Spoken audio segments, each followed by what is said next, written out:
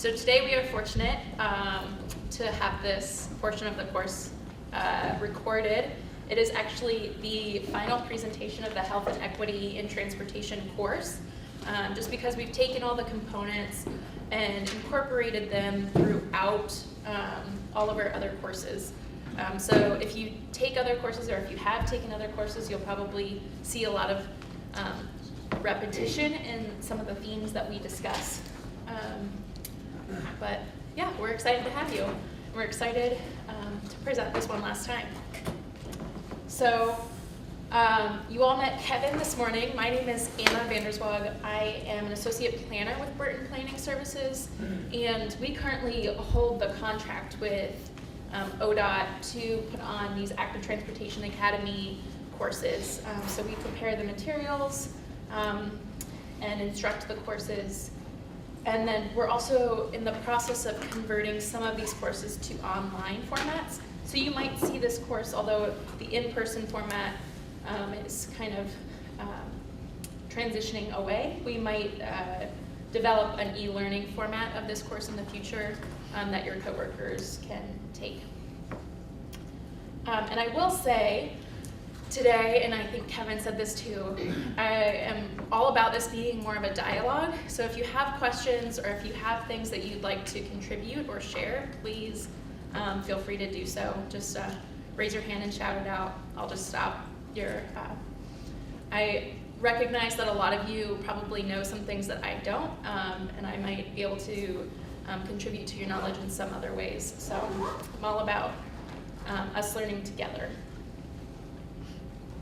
And now I will jump way ahead again.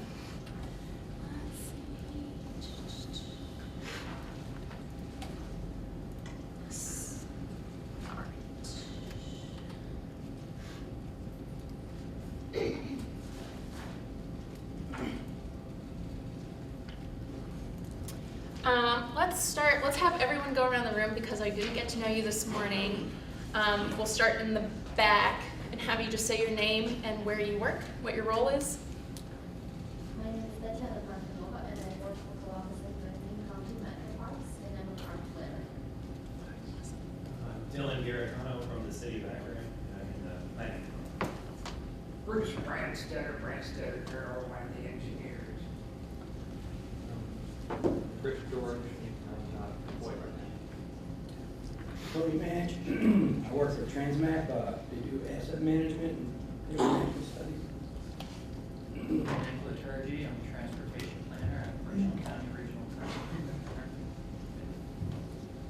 Judy Bennett, I'm with AECOM and I'm a senior traffic.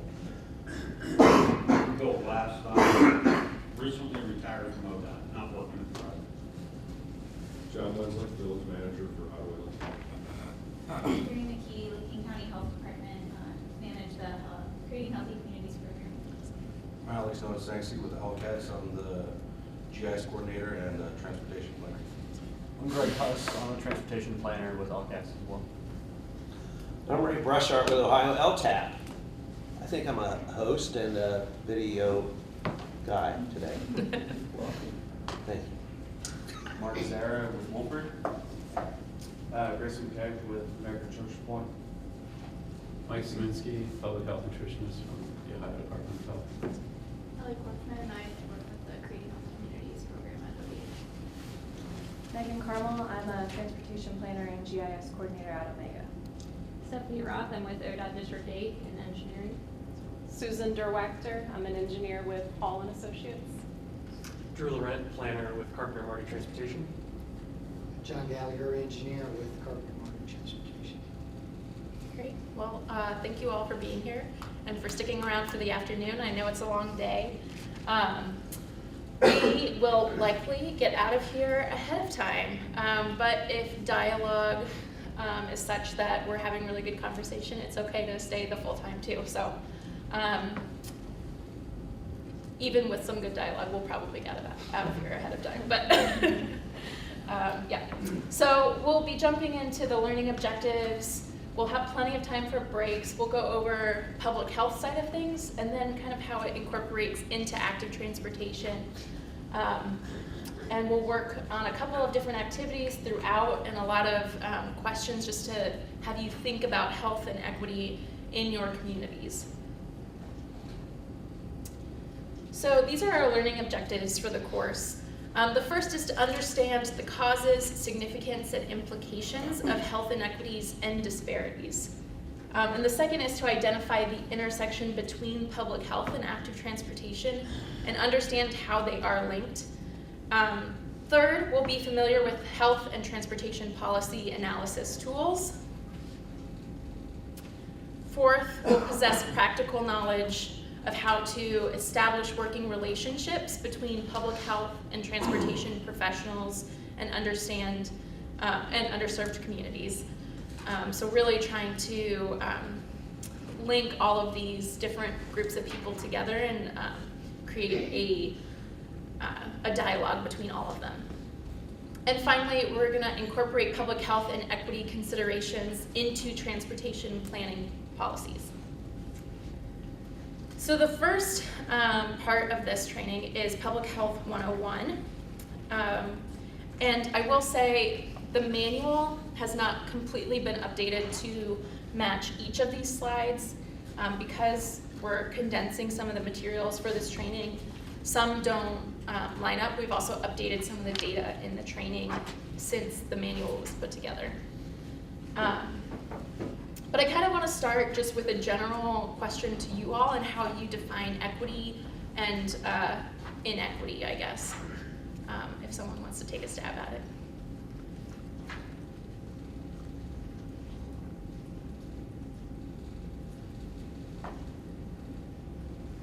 Do you think equity and equality are the same thing?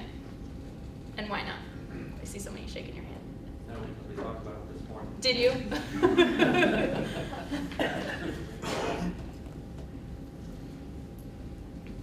Yeah. Equality is giving everyone the same thing for like the same purpose. Like the example we had this morning was there was a fence and people of different heights. So it'd be giving them all the same size, like step stool, to see whether or not it would be enough to get them over the fence. Equity is giving, like looking at the individual and like the resources that they need or the supports that they need, so that they can see the same thing or have the same access. Exactly. So it's giving the same thing versus receiving the same thing. With equity, like input versus output. Yeah, you're looking at the user. Yeah. Opposed to, I like that. Yeah. Sweet. Well, when we think about disparities in health, disparities are the differences in incidence and prevalence of health conditions and health status between groups of people.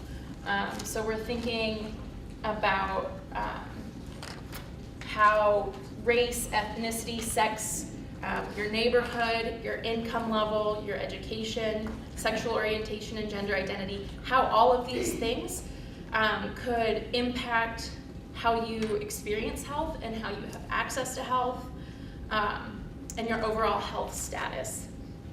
So disparities exist between these groups of people, and these disparities can include health status, access to healthcare, some health risk behaviors, differences in health based on these categories can have greater impacts on health than even genetics.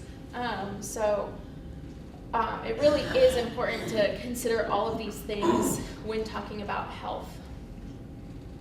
So this is a map of Ohio and health outcomes organized by county. Unfortunately, this is not in your manual. But you will all get links to these PowerPoints, and so you can just link to the site at the bottom and the report that comes with it. So this divides all of the counties in Ohio into quartiles based on length of life and also like the quality of life that people are experiencing. And that's a self-reported statistic. So the white and light green colors indicate better performance when it comes to health outcomes. So longer lives, better quality of lives. based on where you're from, not all of you are from Franklin County, does it surprise you where it falls? So white is the top quartile, and dark green, so Southern Ohio here, is the bottom quartile. So those are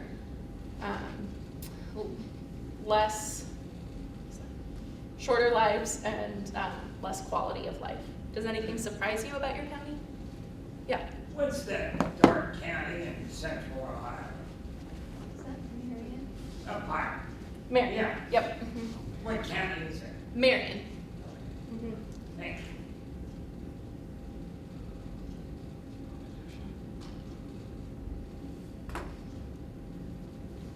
Amish country is really healthy. That's a good observation, yeah. I think it's interesting, you have counties like Guernsey right next to, and it's repeated here with Marion and Delaware and Union, but Guernsey and Noble County, Noble is significantly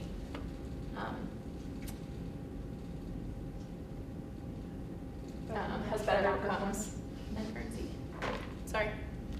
I was just helping you with your words.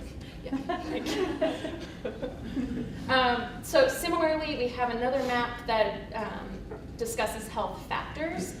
So this weights scores for health behaviors, clinical care, social and economic factors, and physical environment.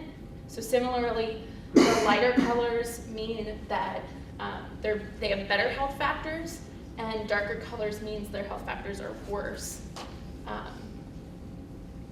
So any observations on this map that you would like to point out? It's nearly the same as the previous one. Yeah, I switch back and forth quickly. Yeah. So then if we think about defining health equity, the definition from Healthy People 2020 is attainment of the highest level of health for all people. Achieving health equity requires valuing everyone equally with focused and ongoing societal efforts to address avoidable inequalities, historical and contemporary injustices, and the elimination of health and healthcare disparities. So I think it is important to reiterate what is highlighted in green, just that historical and contemporary injustices have contributed to disparities in health. So if you think about the Jim Crow era, some of those policies that were really systemic racial discrimination that were integrated in our systems have resulted in further health disparities today. And even contemporary things like disproportionately high rates of people of color being incarcerated today. You just see things like that really impact people's health. And so that's just something to keep in mind. So now I'm going to open it up for some discussion questions, and you can talk first with your, whoever's sitting next to you, and then we'll open it up to the group. But think about what are some examples of health disparities in your community, and what are their causes? What are their root causes? So if you just talk about this with the person sitting next to you or your coworkers for a few minutes, and then we'll open it up for larger discussion.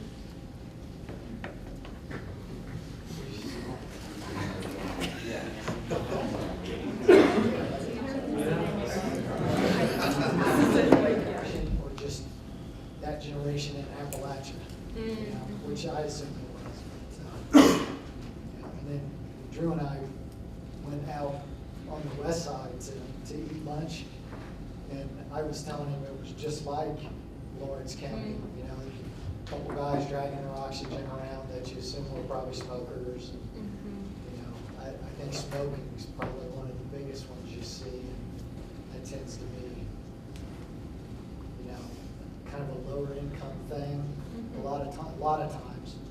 And Drew was saying he even heard that they specifically market lower income, which I didn't know. Yeah. For us,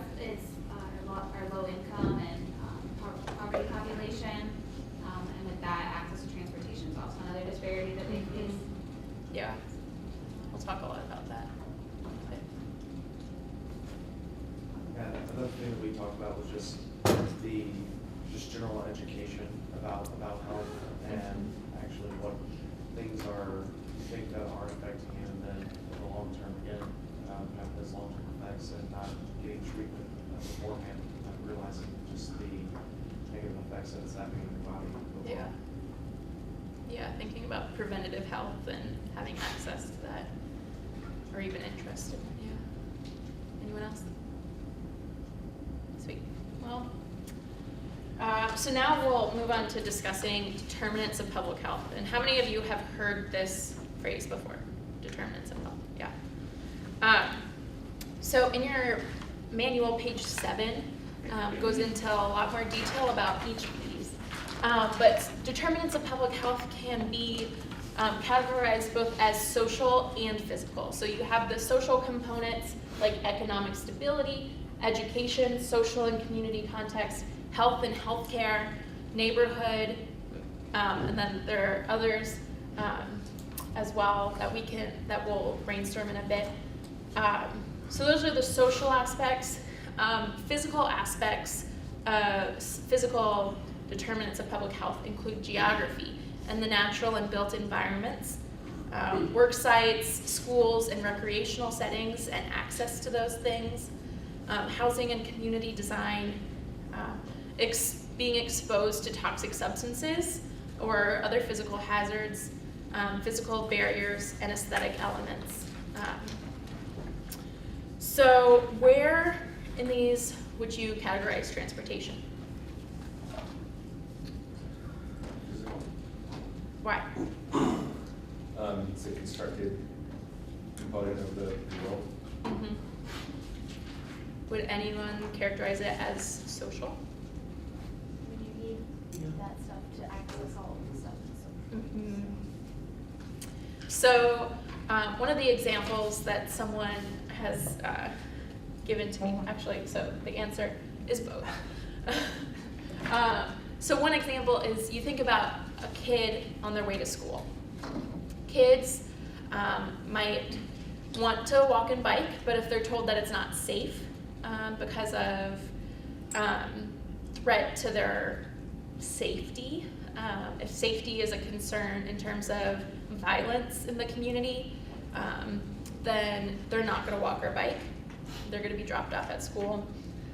But, so in that instance, it'd be a social determinant of health. They're avoiding active transportation because of a social component.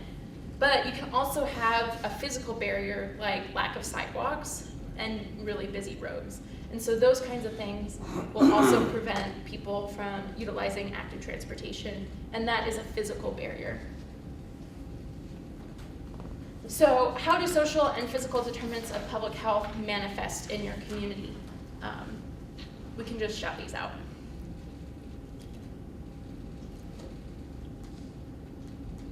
What are common, and you can look at the list too on page 7, if some of those speak out to you really in your community.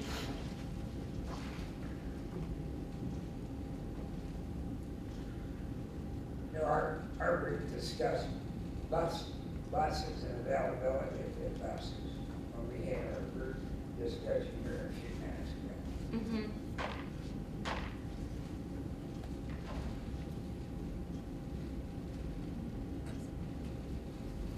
I think just like civic participation, just getting more people involved and feeling that a lot of people get so tied up in your day-to-day that you don't really think you have the time for. Mm-hmm. I think maintenance is one thing. Mm. There is a town where there's just, there's trash, there's weeds growing up in the sidewalks, things that make it, even though there are be sidewalks, which is great, if they're overgrown and broken. Mm-hmm. That's just as much of a barrier as not having sidewalks at all sometimes. Yeah.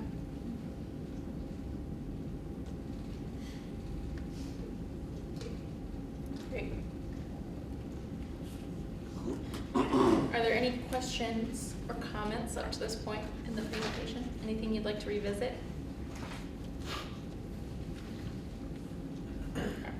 free to just raise your hand at any point if they come up. So thinking about transportation and public health, you see here 2 different versions of transportation. You have active transportation, a woman on a bike. She looks relatively happy. This might be a biased photo.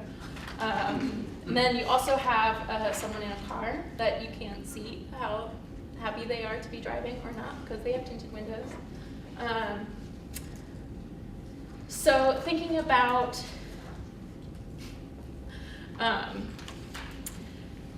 unwalkability or walkability as a public health crisis. Raise your hand if this just speaks to you right off the bat. Anyone? Yeah. So thinking about your ability to walk places or your choice to drive places. Choosing to drive can have impacts on physical health, impacts on mental health, and also impacts on the environmental health, not just yours, but everyone's. So page 10 in your manual goes into some more detail on this, but it all comes back to whether or not you're getting in that daily exercise that's recommended. So when you're walking and biking places, that's just integrated into your physical health. You're improving your physical health just based on those. Driving, you'd need to go elsewhere to get that physical health incorporated into your daily routine.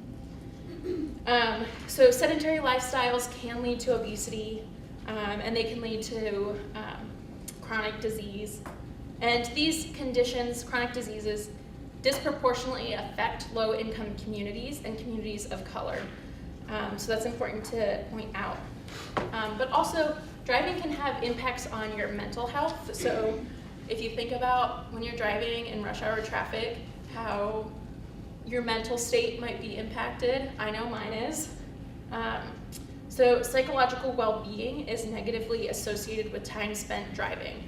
And 66% of traffic-related fatalities, of recent traffic fatalities, can be linked to aggressive driving. So that's 2/3 of all accidents happen because someone's driving aggressively. And then if you think about environmental health, car emissions are associated with asthma and bronchitis, and those conditions can impact children, especially children that are located in communities next to freeways, like a lot of communities, low-income communities in the city. They're located next to freeways, and so they're getting a lot of these emissions from vehicle traffic. And that can really stir up the asthma, and then they'll miss school as a result. So then it's impacting their education and other aspects of their life. Half of all trips taken by Americans are 3 miles or less, but 72% of trips 3 miles or less are taken by car. So that's nearly 3/4 of all trips less than 3 miles are taken by car. And low income and communities of color are exposed to high levels of traffic-related air pollution due to their proximity to major roads and highways. And we'll kind of get into some of that history and why that's the case in a little bit. Oh yeah, that's the impacts on mental health, impacts on environmental health. So auto-oriented transportation networks and policies have created barriers to walking and biking and encourage the public to rely on motorized traffic. So it's not just about people actively choosing their cars, it's that our cities are designed and our suburbs are designed for auto traffic only. So this is also in your manual on page 11. And this provides a lot of the history of how cities have been designed since the 40s and 50s, when suburbs were really becoming popular, more and more popular. So you have things like the Servicemen's Readjustment Act or the GI Bill that allowed veterans to purchase homes more. It made it more realistic for that. And then the Federal Highway Act, which authorized 41,000 miles of road construction and linked the suburbs. It connected the suburbs to the urban centers, so people were able to efficiently drive between the suburbs and downtown. But then you have Brown versus the Board of Education, which desegregated schools, which is great, but at that time, then a lot of white families were, that encouraged them to move to the suburbs where they could be around more white, rich families. And so while it desegregated schools in the city, people then moved, and the result was still segregation in terms of suburbs versus urban centers. So all of those things ultimately resulted in suburban development that really kind of separated the urban centers where things are more walkable with the auto-oriented development of the suburbs and the auto-oriented highways that allow travel between the suburbs and the urban center. Are there any questions on that?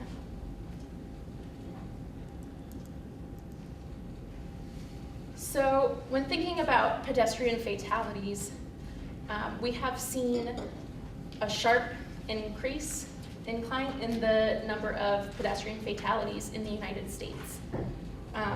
So this number down here, this is 2009. There were 4,100 approximate pedestrian fatalities in the US, and now, well, in 2018, there were approximately 6,200. So that is quite a rise in pedestrian fatalities. Specifically in Ohio, between 2009 and 2018, there were 1,100 pedestrian fatalities and 182 bicycle fatalities. So bicycle fatalities, there are significantly less than pedestrian fatalities, but that's still 182 people. So this is an overview of pedestrian crashes in Ohio. The top line is serious injuries, and the bottom line is fatalities from 2009 through 2018. So you can see here the overall trend since 2009 has been an increase. There was a slight drop between 2012 and 2013, but starting in 2009, there were 84 deaths related to pedestrian crashes, and then in 2018 there were 135.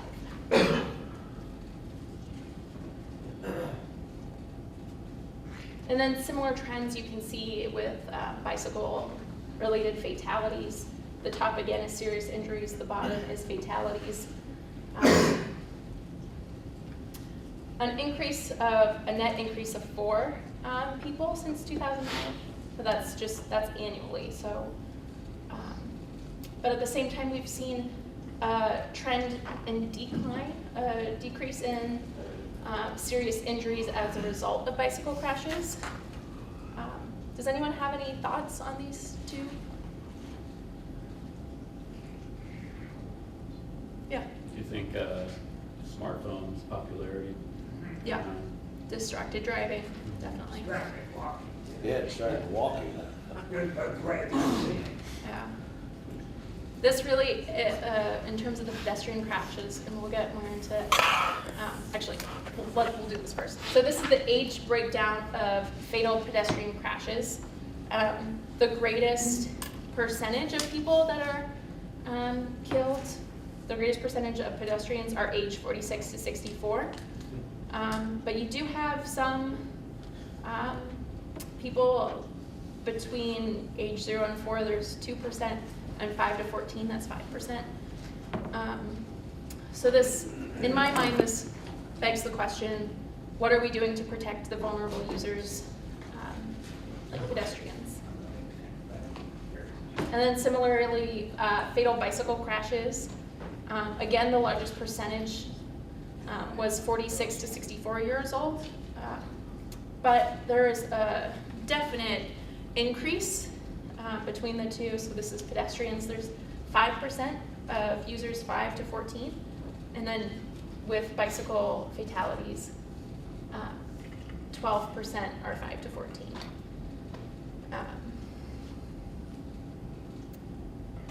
So yeah, this came to mind a lot for me around Halloween, which is a big time for children to, it's like the #1 day in the year for children to be hit by vehicles. But in thinking about the rural versus urban context of these crashes, pedestrian fatalities, 25% are in a rural context and 75% are in an urban context. And this kind of goes with what might be to be expected. The location of these crashes, majority of them are happening on arterial roads, which have higher speeds and more lanes. So that's 54%. 19% happen on collector roads, 16% on local roads, and 7% on freeways. But then when you think about bicycle fatalities, there's a more even distribution, I guess, between rural and urban settings. But if you think about rural settings, there's less people. So per capita, that is a pretty high rate of bicycle fatalities. Okay, so we just went over a lot of statistics. Does anyone have any questions or comments? Any things to point out? Anything that surprised them? Okay. So now we'll just have you talk to your neighbor again about what is your primary mode of transportation, what elements of your built environment encourage you to choose this mode, and how does it impact your health? So you can go ahead and discuss that with the person next to you.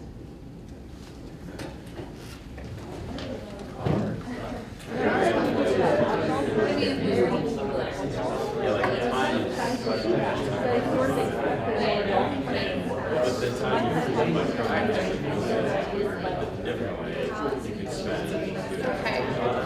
So we're going to do a quick poll. How many of you, your primary mode of transportation is car? So we're pulling #1 mode of transportation, car. Oh, yeah. What about bicycle? Not this way. No bicycles? But a One. motorcycle. Raise your hand proud. You're the one representative. So I don't like All right. What about walking? What did you say? I can get to my neighbor's house. Walking. How many of you can walk to the grocery store? How many of you do walk to the grocery store? What about motorcycle? Yeah? Any other modes that I have not listed? There probably are, but Well, yeah. it's funny.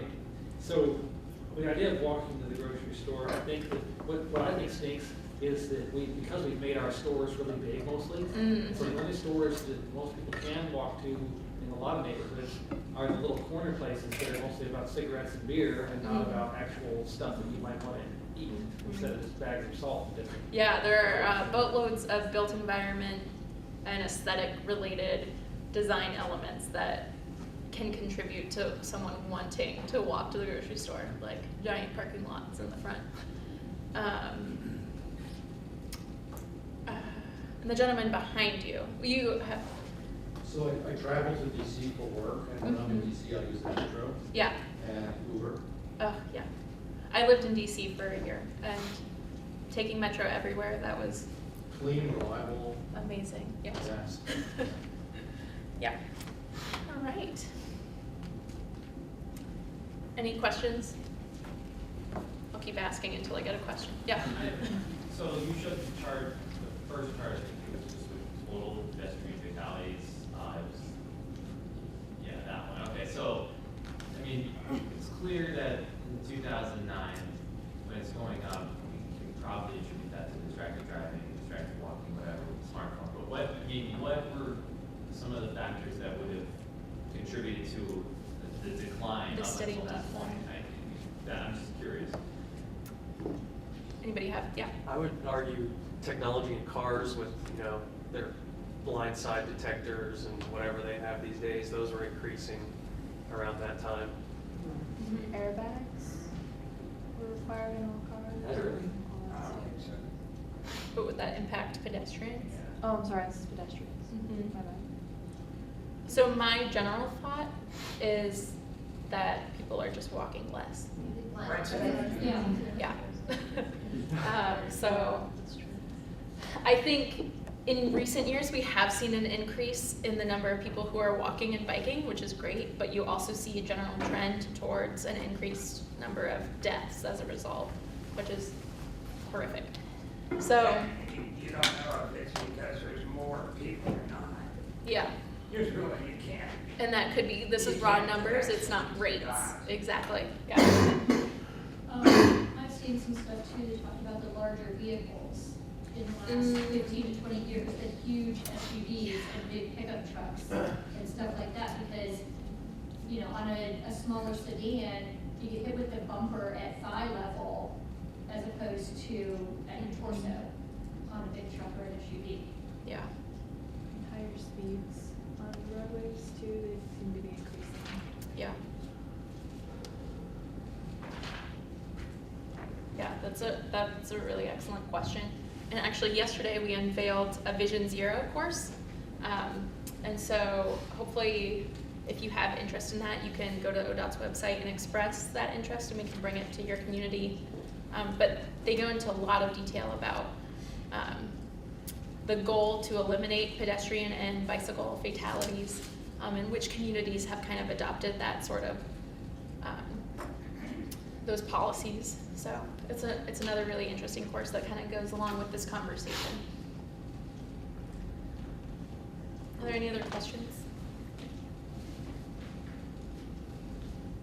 Okay, so now we're gonna transition to thinking about health and other inequities in transportation. So this picks up on page 14 in your manual. There are a lot of really good statistics in here that I might just glance over, but if you reference back to this, if you're putting materials together at work, or if you need reference to good resources, your manual is a great place to go. So if you think about age and inequity in transportation, so 1 out of 3 seniors fall every year, and 3/4 of all outdoor falls occur on sidewalks, curbs, and streets, and 47% occur while walking. So you think about people that are actively, they're actively doing the active transportation. They're utilizing walking as a form of transportation, but their built environment is serving as sort of it can be a barrier, and it can actually cause harm in the terms of falls. So by 2020, so in 15 days or so, the total annual medical cost of fall injuries is expected to reach $32.4 billion. Only 1.2% of older adults, and I'm not quite sure what age makes you an older adult, but only 1.2% of older adults use public transportation on a daily basis.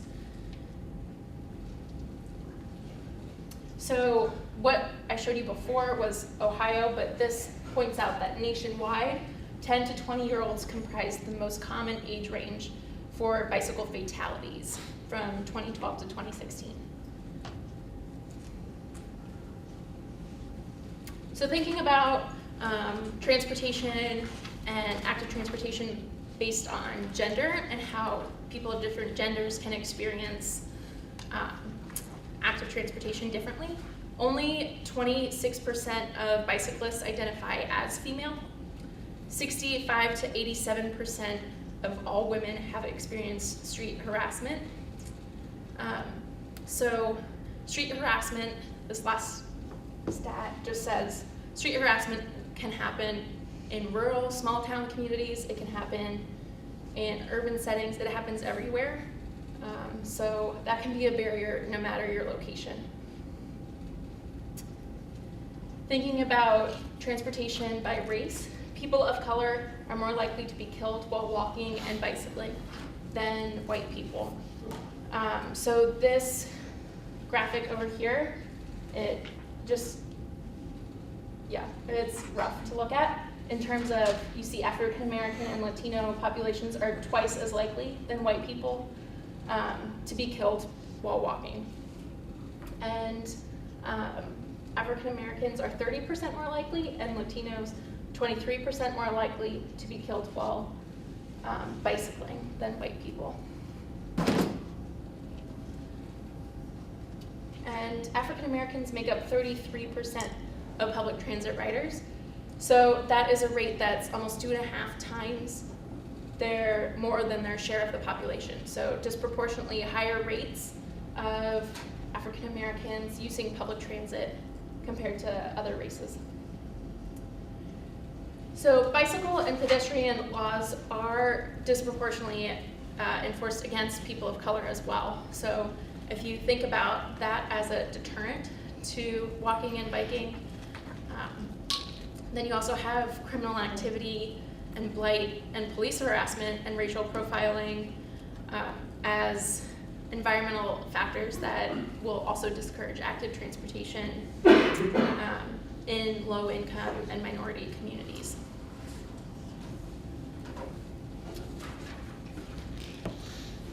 So, and then this stat up at the top, 41% of people of color experience street harassment regularly, whereas 24% of white people reported experiencing street harassment.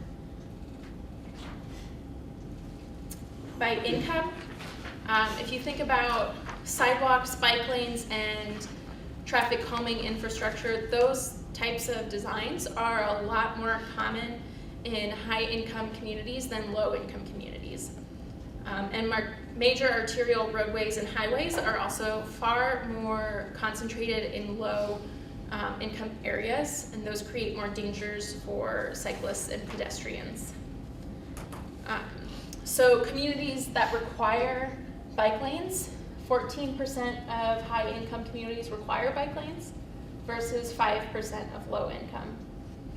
And similarly, you can see that 90% of high-income communities have sidewalks, whereas 49% of low-income communities have sidewalks.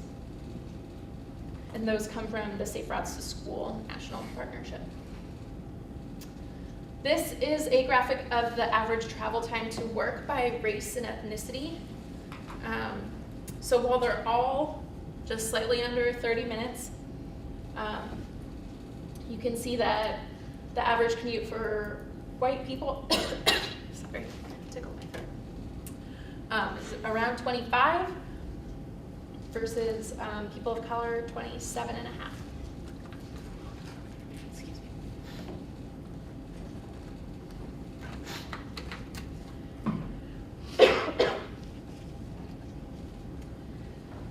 And more by income, a high percentage of public transportation users are low to moderate income.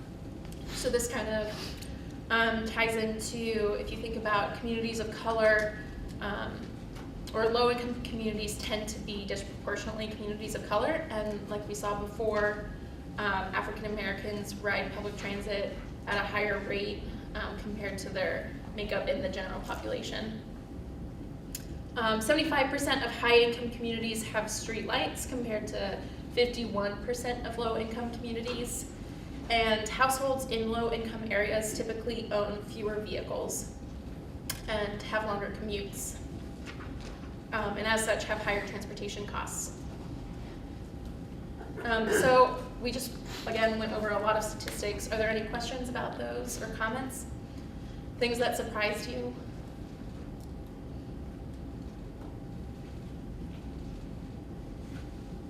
Thoughts?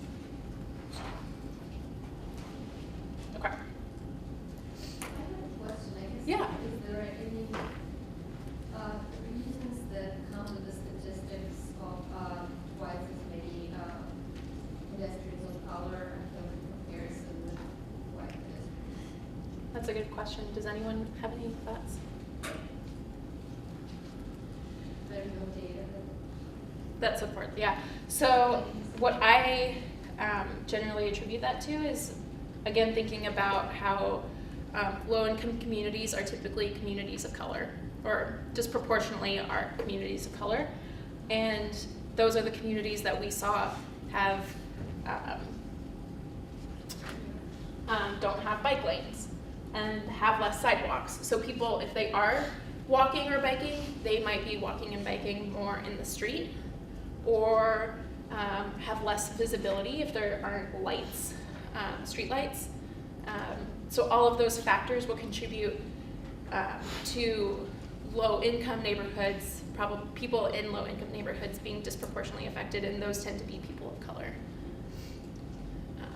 Would anyone have anything else to add to that?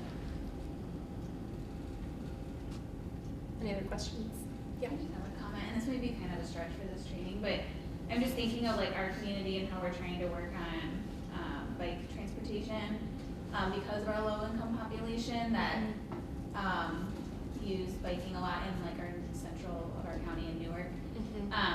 But when you think of, like you were saying, the high-income neighborhoods often require bike lanes, and I know that biking can often be associated with people who are more affluent because it is expensive if you're doing, you know, if you're getting all the gear and stuff. So it's more of a question of kind of just writing it down and thinking like, how do we reach people who actually are relying on their bike for transportation to recognize that bike lanes are for them too and to be able to use it safely. I know it's something we're kind of trying to figure out and struggling with. We still have people riding on sidewalks and zigzagging and not wearing helmets and things like that. So kind of, I don't know how you really outreach. Yeah, but that's a very good question. Has anyone experienced that in their work and worked to reach out to those people?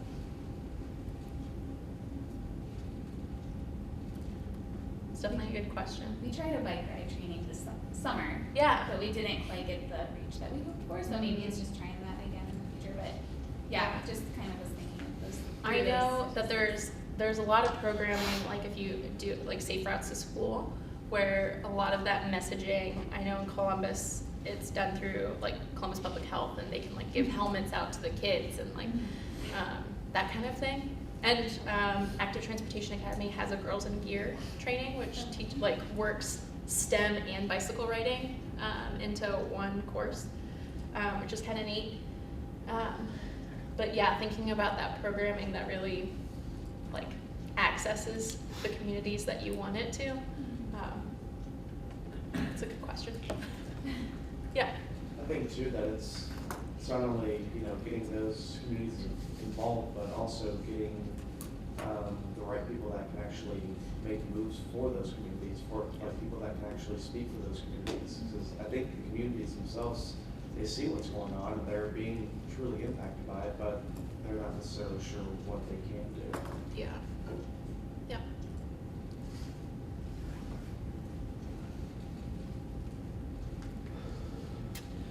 So thinking about health and other inequities in transportation, summarizing kind of everything that we just talked about, transportation is a public health issue, and public health is a transportation issue. Low-income people and people of color are more likely to be walking and biking in dangerous conditions, and so that kind of is integrated in some of those stats that we saw. Reiterate questions? Scooting? Scooting, yeah, that would be I guess. Yeah. Give yourself a kickstart. How many of you have been on a scooter? One of those like new, yeah. I still have not, and I'm okay with it. Buggies. I would consider scooters active.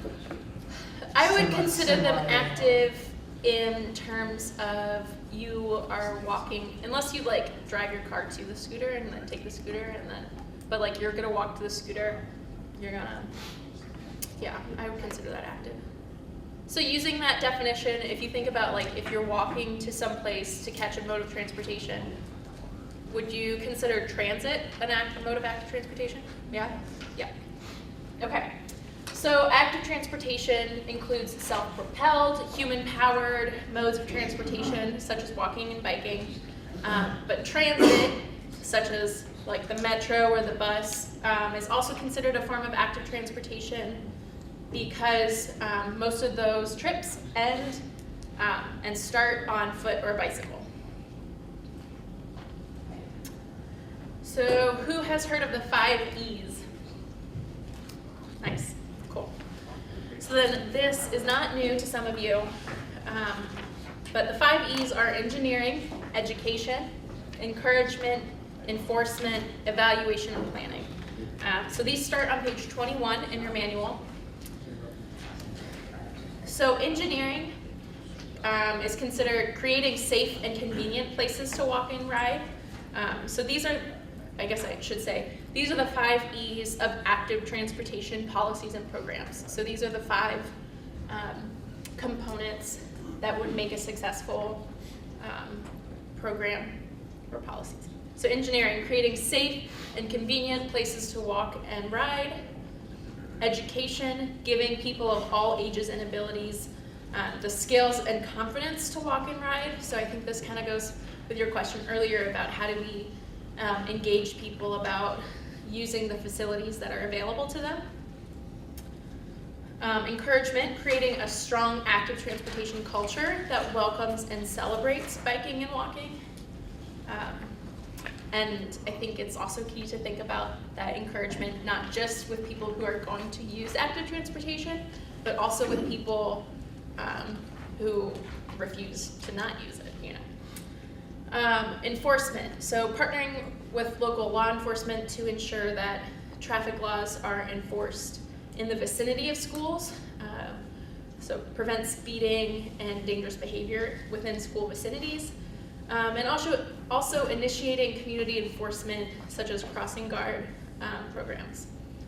And then also thinking about law enforcement, like what we mentioned before about some of those laws being applied inequitably among different communities or people of color. Law enforcement officers must apply traffic laws consistently and equitably to ensure safe roads for all users. And the final E, evaluation and planning. Developing and adhering to planning documents that ensure consistent long-range policy and programming efforts for active transportation. And also monitoring and documenting outcomes and trends by collecting data, including before and after implementation. So you're looking to create measurable outcomes that you can see the progress that your plans and programs are making. So then we're arguing here for the 6th E, which is equity. So this is disparities in education, infrastructure, and health create more dangerous travel environments for low income and minority communities. So this is acknowledging this and working to bring about equity in transportation. So the Safe Routes to School National Partnership Equity Report discusses why active transportation matters for low income and minority communities. And it discusses the overlap between equity work and active transportation, discusses transportation inequities, like we've discussed already, and it also discusses the role of public transit.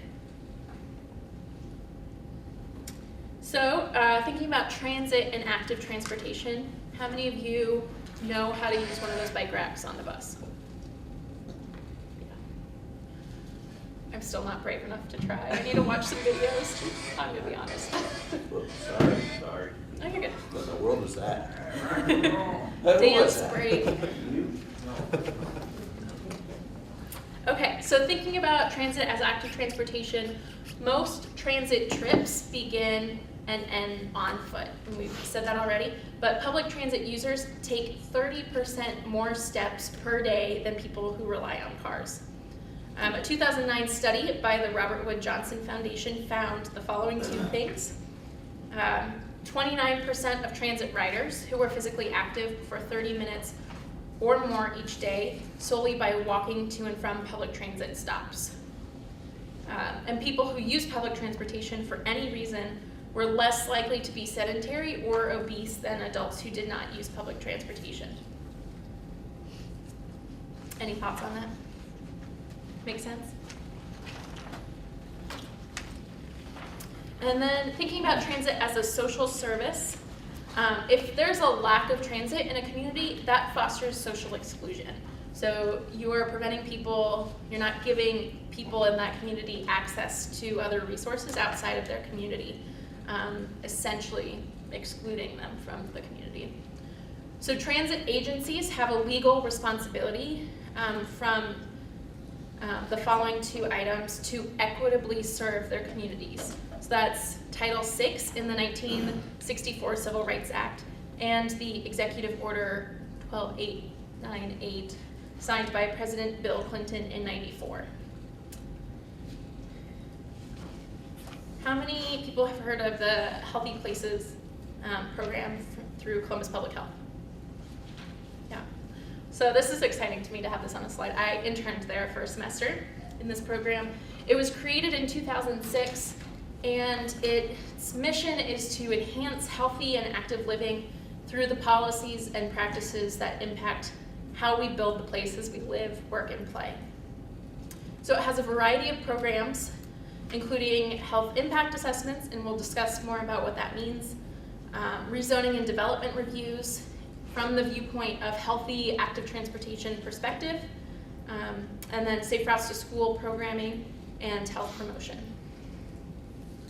And again, you'll get this with the hyperlink so you can check out the program website. So more case studies and best practices. The Walking School Bus program, which has happened all over the country at this point, but specifically in West Kendall, Florida, was created in 2016, and its mission was to combat childhood obesity. Highlights of this program include collaborative public-private partnership, and then it's part of a holistic approach to create the healthiest community in Florida, quote unquote. So have any of you seen a walking school bus? Participated in one with your kids? No? They can be kind of fun. I worked on one in Linden with a group, and it was like walk to school day, and then the kids met up on the corner and walked in. And it's just kind of a neat environment, and the kids all are excited to like see each other in the morning, and they're like, hey, what's that? And so it's kind of a fun program. But prioritizing public health benefits through better project evaluation, such as this example in Nashville, the Metropolitan Planning Organization created a process to determine which areas in the region had the greatest need to improve their residents' health in order to prioritize active transportation projects in those areas. Any questions about those best practices? Have you thought about other best practices in terms of active transportation in your communities? Have you seen other forms? What it means is I grew up in a city, and I walked to school. Yeah. In each high school, this family had one car, so mom didn't drop me off. It amazes me now. I mean, my kids rode the bus, and how many people are here with drive their kids to school every day, pick them up, get the bus service was there. You know, and I don't know how you reach out to them to get them the heck off the road. I mean, it's just, you know, one of my kids said to ride the bus. And, you know, that's just, it's not talking to this whole section, but it falls in place with what you're saying. Encourage people to let their kids take the school bus, and the school bus is this. Yeah. If you look at the back of it, these schools where they're being dropped off, and have buses who drop the kids off. I mean, it's crazy. You know, access traffic causes more cars. Yeah, and I think the Like, not only do we need to learn how to reach out to people who do that just out of excess, but also understanding on our part that not every person who drops off, like some people, like we discussed before, they don't walk and bike to school because of safety reasons, whether it's social or. But there's people that have bus service, Right. full bus service, Mm-hmm. that don't use it. That's true. Mm-hmm. You know, there's a market there that you can reach out to and educate, make them feel guilty for driving. Yeah. Any other comments, questions? What do you think about equity as the 6th E? Yay, nay? No comment. Okay, so now we're going to move into part 3, applying the knowledge, discussing some tools and resources. These are some online tools that we have available, the AARP Livability Index and the USDOT Transportation Health Tool. Those are available to you. We'll go into some of those a little bit later in an activity that we're going to do. But discussing more health impact assessments. Has anyone here performed a health impact assessment? No. Okay, sweet. Well then, let's dive into it. So health impact assessments, or HIAs, they assess the impact of a proposed policy, plan, program, or project on community health. So what you're doing is you're assessing, you're analyzing a proposed document to see how you think it'll impact the community and the health of the community. So HIAs use a variety of data sources and stakeholders for input. So it's not just database, but you're also looking to stakeholders in the community for their input. And health impact assessments provide recommendations on how to monitor and manage health effects that could occur as a result of that policy or plan. So it's not just looking at what could happen, but it's also saying these are the tools, these are the ways that you can monitor what actually happens as a result. And health impact assessments can identify the unintended consequences of a proposed plan or policy. They can also raise awareness of potential positive health impacts. So things that you just might not have thought would be a benefit, but do come up. Health in all policies is a collaborative approach to improving the health of all people by incorporating health considerations into decision-making across sectors and policy areas. So Health in All Places uses tools such as the health impact assessments to identify the ways that policy decisions in sectors such as transportation, education, housing, and regional planning may affect population health outcomes. Another strategy is to include legislation and interagency discussion and memoranda and peer-to-peer information sharing in order to really include that in the planning and project making processes. And you also have active living programs. This is similar to the Columbus Healthy Places. There it is. So this would be an example. Active living programs, they promote health and healthy living. They are aiming to reduce and prevent chronic disease through increased opportunities for physical activity and healthy lifestyles. Some other examples of this type of programming include making community gardens, putting together farmers markets, doing neighborhood bike rides, and parks and recreation programs. Aging in place and lifelong communities.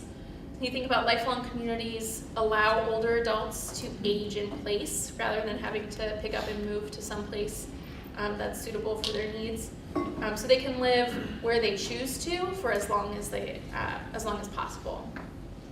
Aging in place also promotes connectivity, diversity in the housing stock, range of transportation options, walkable environment, and access to retail. And also having quick access to social and health services, These are all essential components of having a successful lifelong community so people can age in place. Are there any questions about those types of, those tools and programming aspects?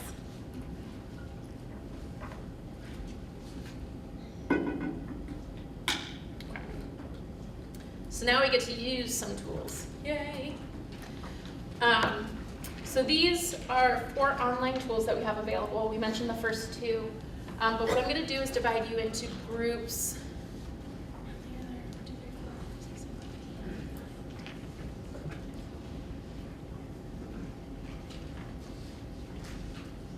So 5 or 6 people per group, and all right, get in groups of 5 to 6 people, and then I'll assign you a tool.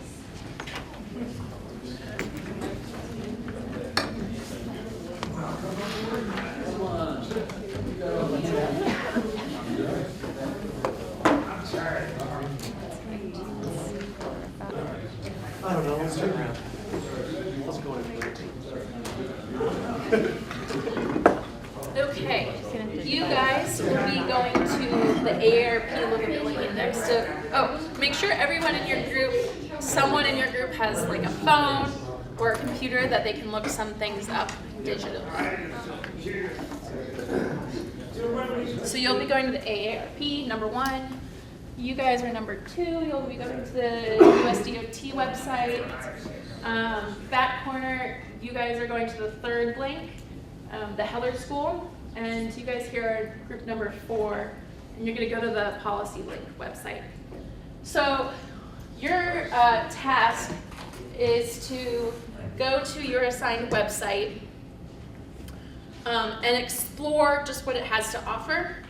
And then you're gonna pull out 5 findings, 5 useful tools, 5 points of interest to share with the rest of the class on what is what you have at your fingertips. And then we will take notes on it and then send it out to everyone after the class is done. So we'll be putting it into tabular format if possible. Put that website back up there? Yes, yes. First 2 on there. There you go. So, thanks. And you have 10 to 15 minutes, so take your time, peruse, discuss with your peers. Okay, then we will start here with group 1, and not to put pressure, but if someone would be willing to come forward with your paper outlining your 5 points of interest and just present them to the group, that would be awesome. You guys are kind of around the corner, which is why I'm going to make you come.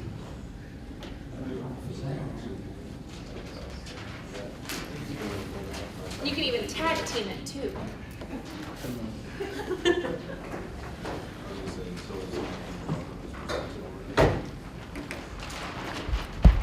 So just say what your site was and your bike. All right, so our site was the AARP Livability Index, which is really cool. Didn't really have any idea what it was until we went on. It had this cool search feature where you type in whatever zip code or address you want to look up, and it gives you a livability index score. Basically covering these 7 categories: housing, neighborhood, transportation, environment, health, engagement, and opportunity. And within each of those categories is assigned a score of 0 through 100, and then a total score of 0 through 100 is given. So the highest we saw was San Francisco at 64, also Boulder, Colorado, 64. So we were kind of just seeing, okay, what could be like the highest and lowest areas. And the lowest we found was around 25, which I can't remember the name of the county. It's in Texas somewhere, and there was really nothing there. We looked it up, and you could zoom in to look at the county by county scores, and everything's shaded and how livable those communities are. It was really cool. But yeah, so that's kind of like some of the 5 things we discovered on this, but there was just a lot to dig into, like how do they measure these things, and why do they, why isn't anything higher than a 64? So, yeah. Awesome, thanks. Yay. All right, group 2. You can just put it next.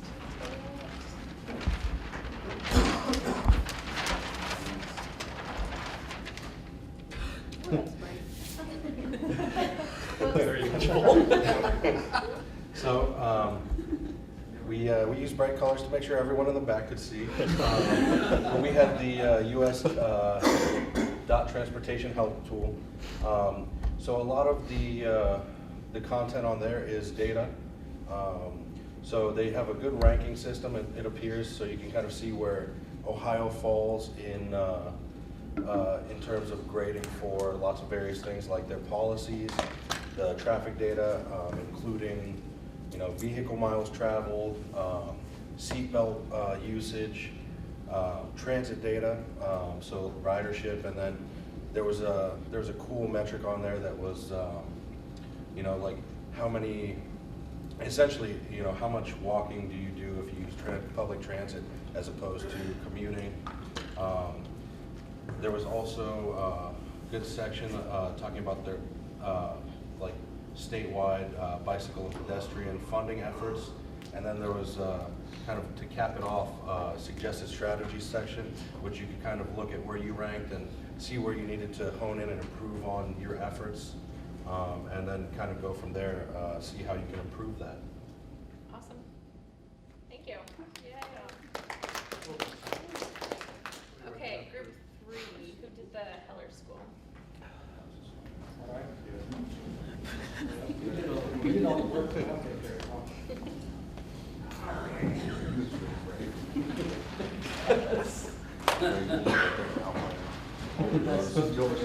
Just outline it. Straight in the center, or out, with the bubble effect.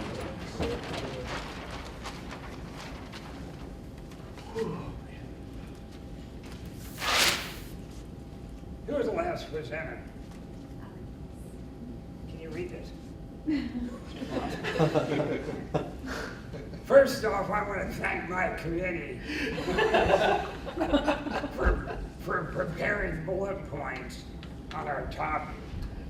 And my other friend back there in the black sweatshirt.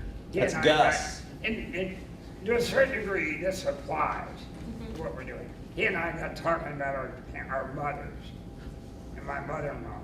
They all lived into their 90s. And they all had some mobility issues. And I am convinced to this day that my 95-year-old mother-in-law is still alive, still living at home, because she has a split-level house.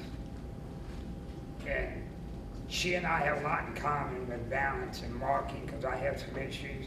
And the fact that she has to go up and down steps every day, not sit in her bed in her one-room suite like my mother did, and have somebody wheel her down to dinner. It's extended her life. And I truly believe that. I've watched people in their 90s, because my mother's side of the family has these.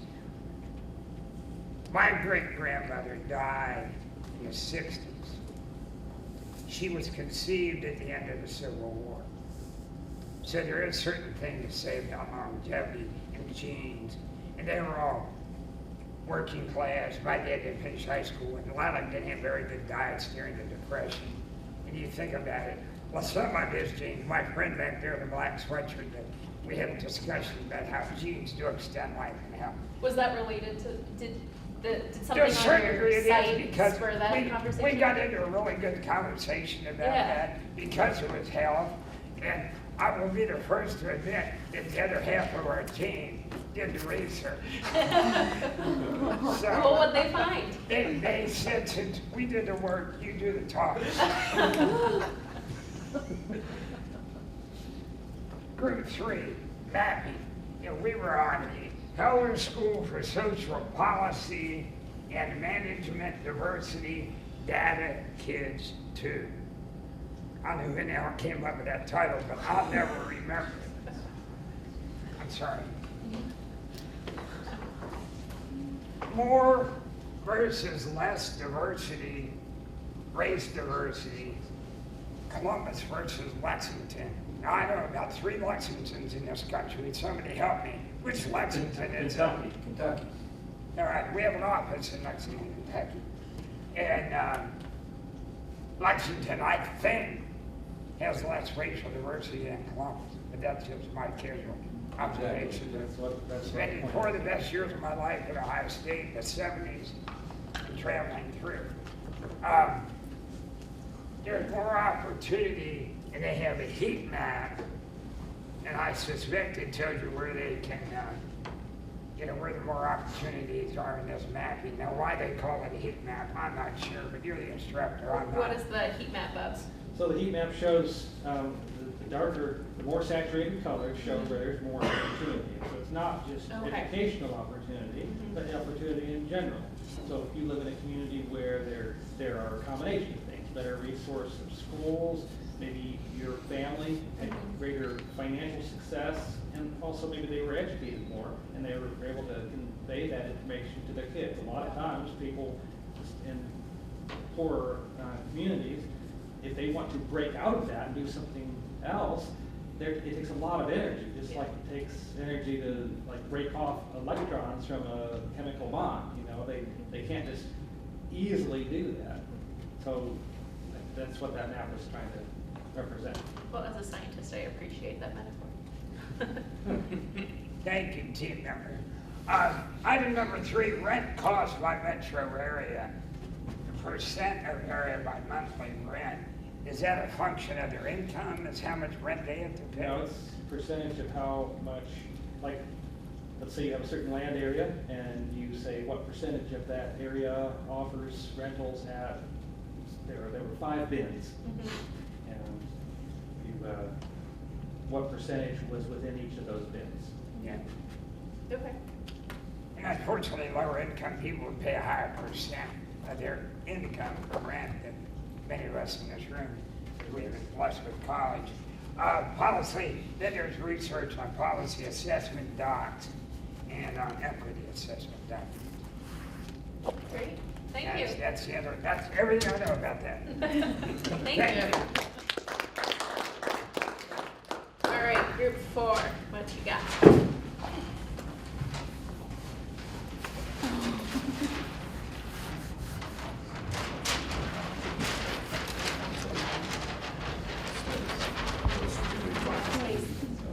Is there enough space over there? I think so.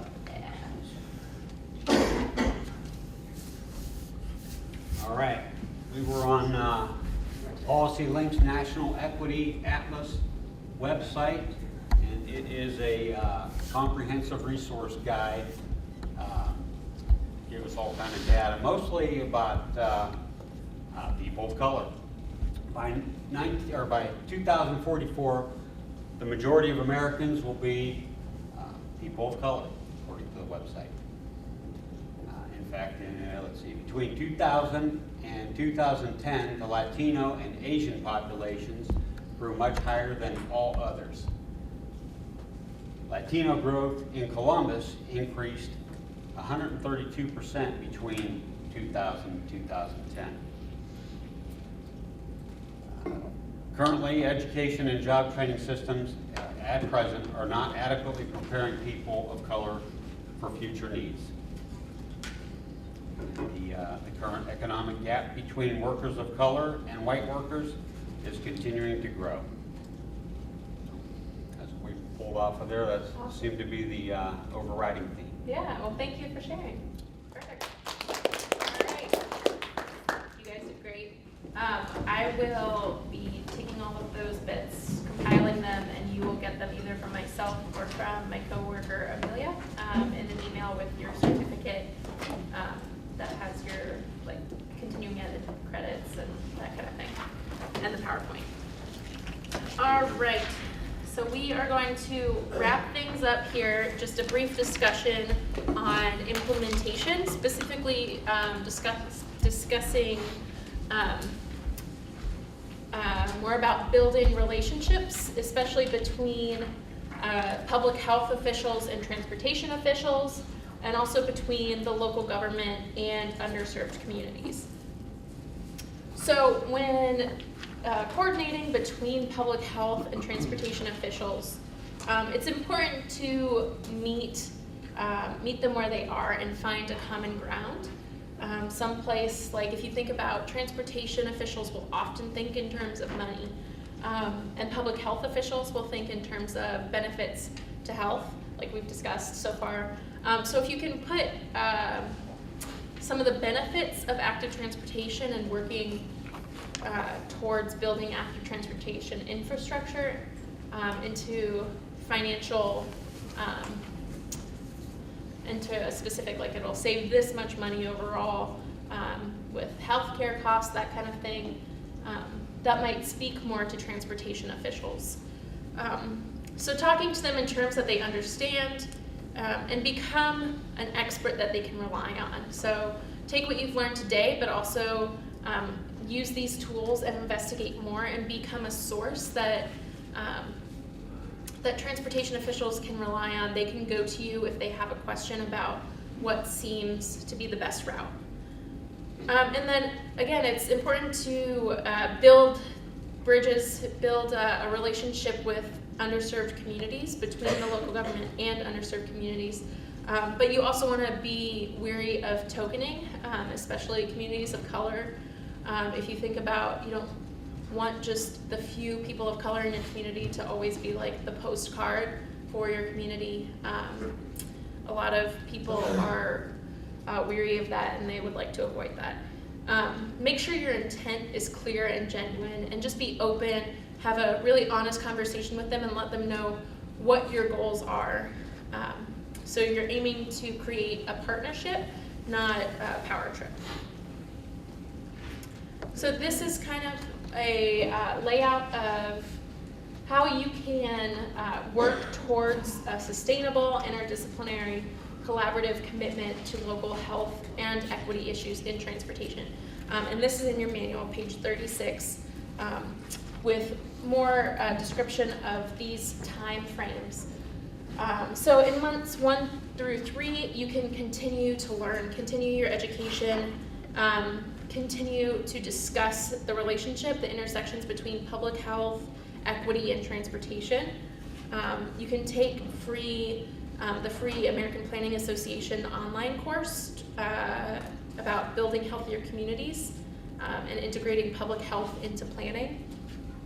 And also research local health department initiatives in your communities, such as things that prevent chronic disease and injury.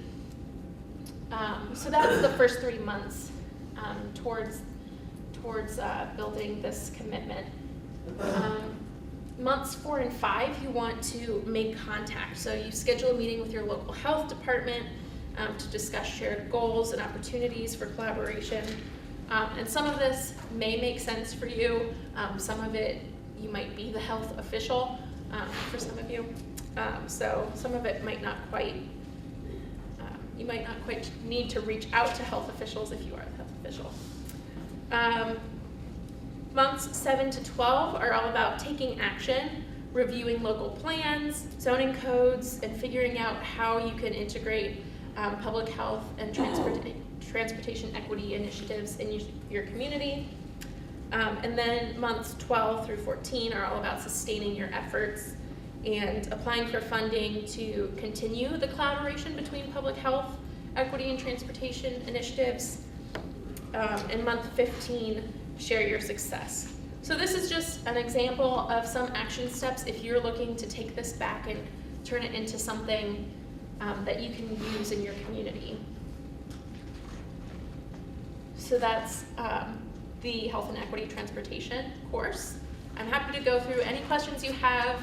My email is also up here, so feel free to shoot me an email if you have any questions that you don't want to shout out right now.